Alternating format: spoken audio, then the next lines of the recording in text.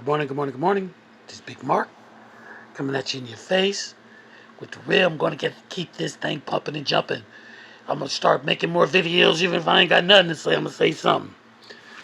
But I told y'all once I get off this bed, I'm going to be relentless against pedophilia, rapists,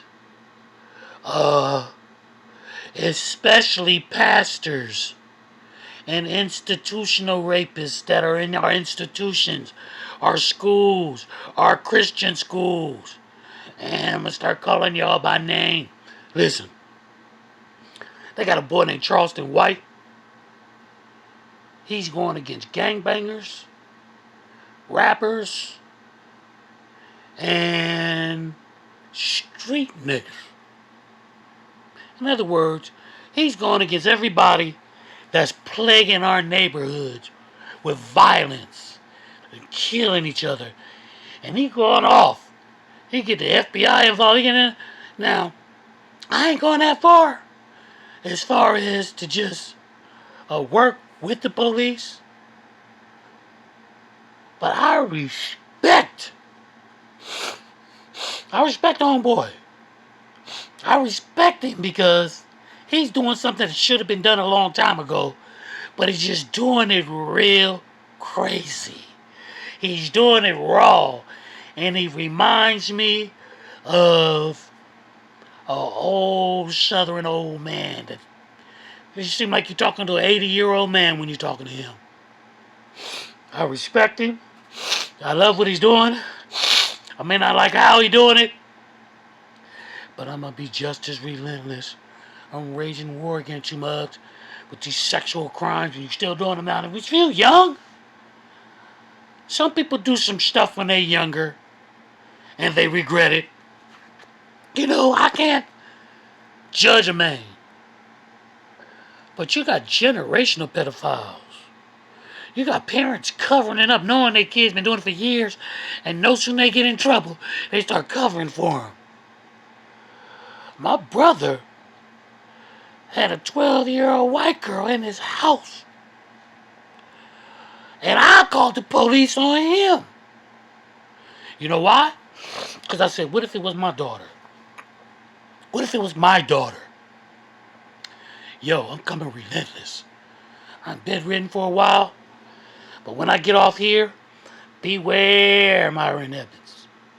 Beware Debbie Air Snell. Beware Pastor James Doggett. Now you know who I am and what damage I could do spiritually. Beware Damon Chandler. All you soft punks that are watching Oakwood and our institutions go down the drain. Watching these kids run across the campus, Christian campus, naked. And y'all just letting them do it. Look, I'm coming for y'all. I'm coming. And when I get evidence, I'm bringing the folk with me. Oh yeah, because y'all mandatory report. Ain't no more covering up nothing. I already got a loved one. She coming forward too. Oh, she coming forward. A loved one that's real close to me. She coming forward. And she dropping name. Because she went to Oakwood Academy. And she still see the same pedophiles and child rapists still in power right now. Never been put out. And every time a new pastor come in, well, I wasn't here. I didn't know that. Well, I wasn't here. Yes, sucker. You wasn't here. But you also going to be guilty of the blood of Abel and Zechariah, who you slew between the porch. When I get off this bed, y'all going to think I ain't got no mercy. Because they ain't having no mercy. They don't want brothers like me in the church. We too real. They want soft, corporate, subordinate. They want you to have subordination to leadership. Man, when I was in theology class, them boys kissed butt all the way through school because they ain't have no trade. I wasn't in school to be no preacher. I was already a full-fledged brick mason, home builder. I was making $18 an hour when I was in school in 1996. 7. I'm making $18 an hour then. I didn't need preaching to put food on my table. And y'all done made preaching a career, and it wasn't supposed to be. It's supposed to be a mission. And you've allowed pedophiles, child rapists, because they got money in the church, or because they may be part of a little secret organization, you let them run through our women and children, boys and girls. Dude, when I get off this bed, Pastors Against Pedophilia, we gonna be relentless. And I'm sparing not, I'm not having pity. This stuff is still happening under y'all watch. And y'all ain't got doing nothing but letting people praise the Lord, get that tithe, and worship, and will let God handle it. Okay, I'm coming at you. I'm coming at you. I don't care who like this. I don't care what any of y'all say. When I get off this bed, it's going to be about a month or so, but I'm going to try to make videos right here on the bed. I'm going to start making videos right here on the bed, because some people say, we miss hearing from you. So I'm finna do it. This is a headboard. Yeah, I'm in the bed. It's my room here. Chilling. Chilling like a villain. But I promise you, I'm going to give me a couple of bodies. I won't rest until I get one of your John Brown Song T's locked up. Until I get somebody locked up, I ain't going to sleep, right? And I ain't going to stop this. So any of you children, any of you boys and girls, even if a pastor had sex with your wife and you were two consenting adults, you could still sue the whole organization because he abused his power and he busted your marriage up. Pastor Pimp Daddy, I'm coming for you. Pastor Clack Cash Flow, I'm coming for you. And yo, a lot of y'all don't know, I've been doing this for 30 years. I just got technology.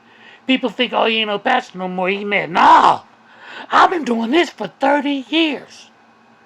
I just never had the platform to be able to come at you like this.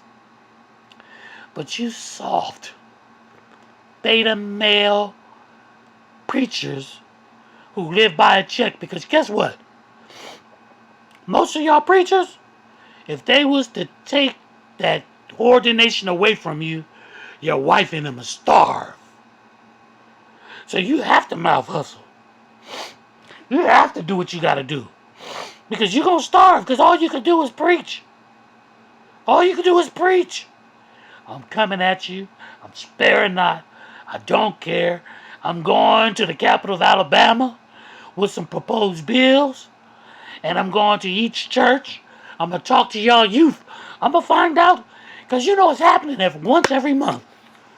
A child, and that's just minimal, is getting assaulted by a pastor or from his staff in the church.